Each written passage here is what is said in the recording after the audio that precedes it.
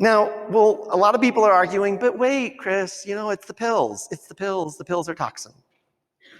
The pills are toxic. The pills are absolutely adding insult to injury.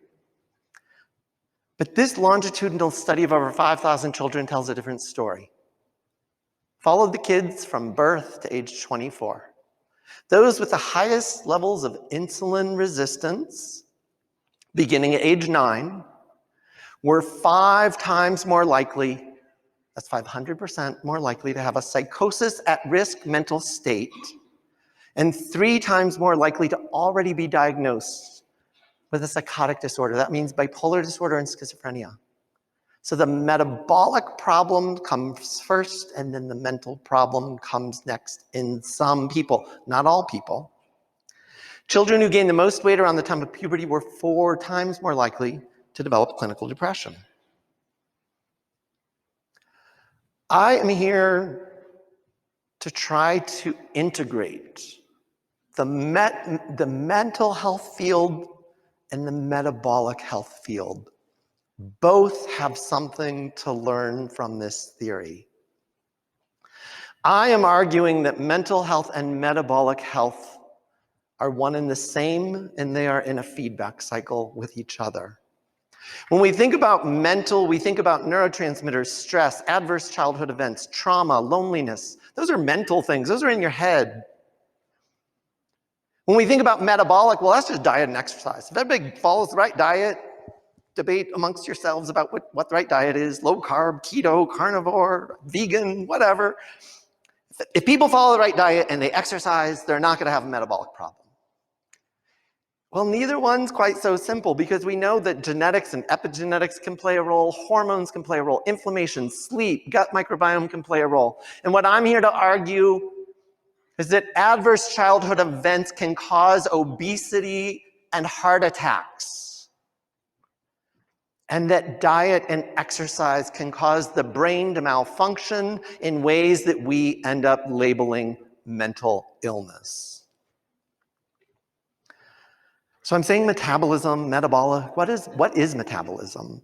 It's a lot more than burning calories, and it's more than just metabolic syndrome. It's more than insulin resistance. It's more than obesity and diabetes and cardiovascular disease. It is the process that all living organisms use to convert food into energy or building blocks that are used to maintain or grow cells, and it also includes the management of waste products. Metabolism is fundamental to the definition of life. It is extraordinarily complicated, as illustrated by this actually fairly simplistic metabolic diagram. So metabolism is everything. So what, Chris Palmer? You're saying it's metabolism? Well, what the hell does that tell us? That's just you're just saying mental disorders exist in the universe then. Big deal. So what? Well, when we ask the question, what controls metabolism in the human body? We actually start to get some useful information. I am here to argue that the single factor most important in metabolism are mitochondria.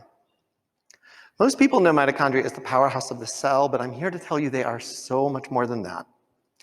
This is an area of cutting-edge research in the entire medical field, spanning numerous disciplines: metabolic health, aging field, cancer and oncology, and mental health and neuroscience.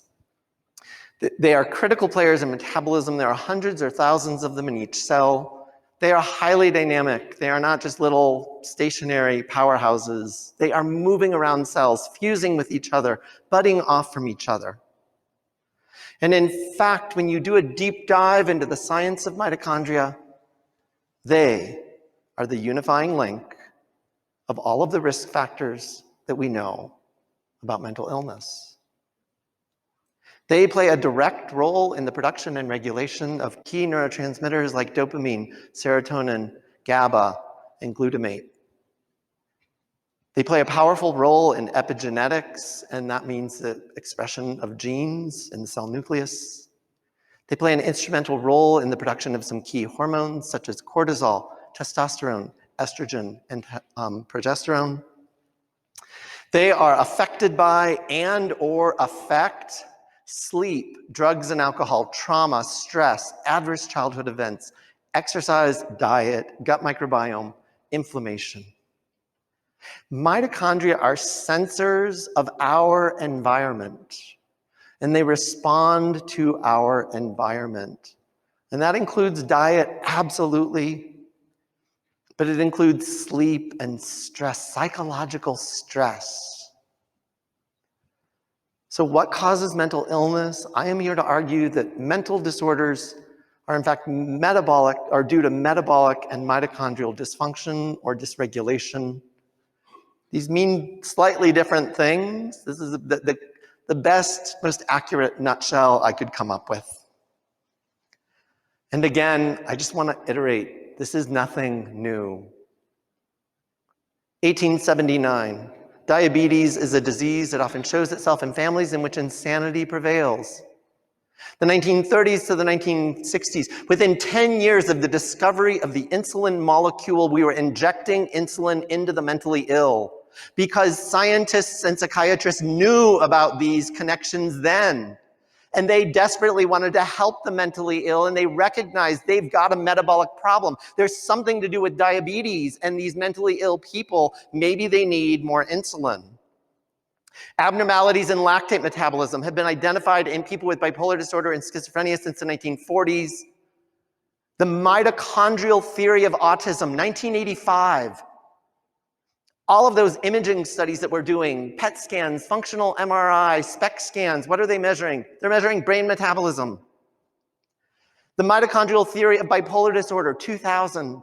And since then, numerous theories of mitochondrial dysfunction or the role of mitochondria and mitochondrial health in numerous mental disorders. Much more important than an abstract theory or connecting the sciences, well, what the hell can we do? How can we help people now? The great news is there are many metabolic treatment strategies available today. These are not going to fix and cure every single human being who's got a brain disorder. Metabolism is complex, but these are going to fix and help put into remission a lot of people, because I am seeing it right and left. Diet, exercise, sleep, the gut microbiome, managing substance use, tobacco, alcohol, marijuana, stress reduction, hormonal imbalances. You're all like, yeah, those are kind of standard health and wellness things. That's the point. I want to point out all of the psychiatric treatments that we have can be tied directly to an effect on mitochondria and metabolism. Some of them are helpful, and some of them are harmful. Let me go through just a couple of these. So, does exercise treat mental health? Well, we know that exercise can help prevent mental problems. So this large population study of over 1 million people finds a correlation. Those who exercise regularly have better mental health. The challenge with this kind of correlational study is it could be reverse causation, meaning those who are already mentally ill don't have the energy or motivation to exercise, and those who are mentally healthy do. So maybe it's just circular logic. But exercise is known to improve metabolic health, so why wouldn't it work on its own? We know from weight loss studies and diabetes studies, exercise as a solitary intervention is not very effective for metabolic health. Having a type 2 diabetic exercise and nothing more often does not reverse that diabetes. It doesn't often usually even result in sustained weight loss. Data on mental health outcomes are primarily from small, poorly controlled trials. One meta-analysis of exercise for depression actually found no effect whatsoever. Similarly, the weight loss studies. Exercise for weight loss is not very effective. But the World Health Organization begs to differ, and they actually say they reviewed the evidence, and they say physical activity is good for people with depression, schizophrenia, and dementia. And then Dr. Scher, for those of you who are here this morning, already reviewed some of the evidence for the ketogenic diet. For those of you who don't know, you know the ketogenic diet, I'm going to assume that. It mimics the fasting state. It is an evidence-based treatment. It is not a fad diet. It is an evidence-based treatment. Numerous randomized controlled trials for weight loss, type 2 diabetes, and epilepsy. And as a psychiatrist, I am most interested in that last one because we use epilepsy treatments in psychiatry every day in tens of millions of people. The ketogenic diet is a metabolic intervention, as Dr. Scher said, not a diet. Or we shouldn't think about it as a diet when we're using it to treat a brain disorder. It can be a diet. It can help you lose weight. I'm not here to disclaim any of that. I've been there, done that myself. So I get it, but it's more than just a diet. And we've got emerging research suggesting its efficacy in patients with serious mental disorders. Well, how the hell would a diet do that? We know more about this diet and its effects on the brain than we do any other dietary intervention because biotech companies, neurologists, neuroscientists have been studying this for decades, trying to figure out how the hell does a diet stop seizures when Depakote doesn't? How does it stop seizures when all of our best medications don't? They're looking for new targets. So we actually know a tremendous amount. And guess what? All of this is highly relevant to the mental health field. I'm going to call your attention right in the middle of that slide. This diet stimulates two things relevant to mitochondria. It stimulates mitochondrial repair, or something called mitophagy, and it stimulates the production of more mitochondria, something called mitochondrial biogenesis.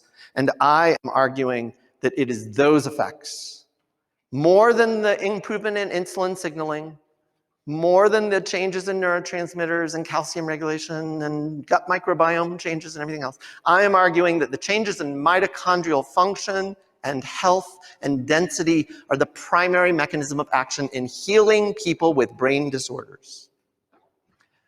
But does it work? Well, we have a growing body of literature. Yes, it's in its infancy still, but it is growing. You've already heard, for those of you who heard Dr. Scher, you've heard about the 31 inpatients who got admitted to the French hospital.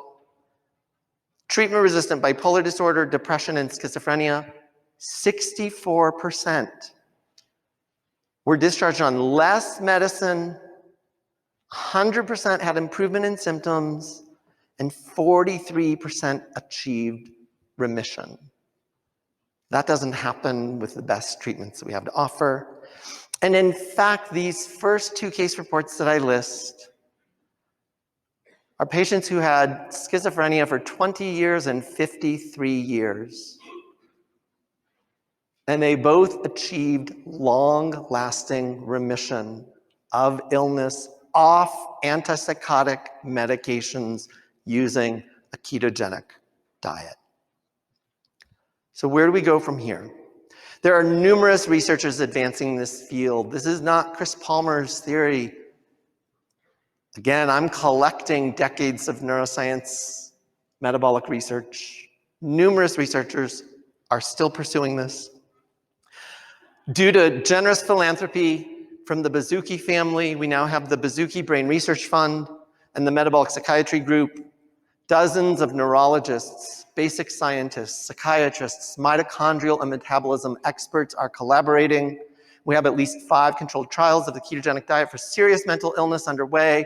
We have other trials of the ketogenic diet for depression, post-traumatic stress disorder, alcohol use disorder, Alzheimer's disease, and others. But where do we really go from here? Do you hear about this today and leave here, and that's the end of it?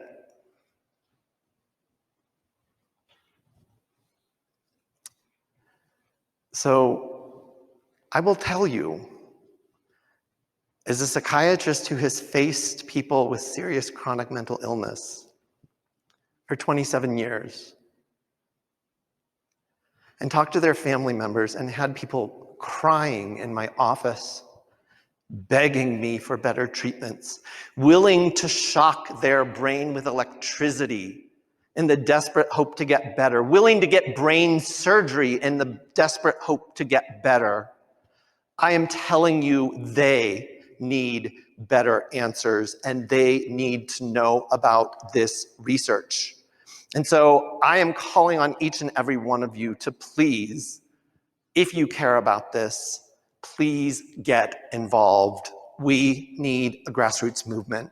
We need people telling others about the brain energy theory or the metabolic theory of mental illness and the treatments that it offers today, but also the requirement that we have more research funding for this.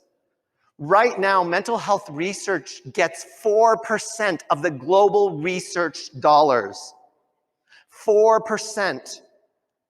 Even though it is the leading cause of disease burden and disability on this planet.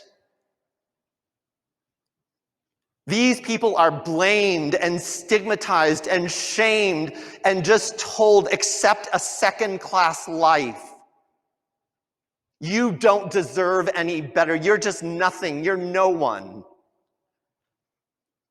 And on behalf of all of those people, I am asking you to please help. You can go to brainenergy.com. You can sign up for our newsletter. You can email us and let us know if you want to help in any other way. Thank you.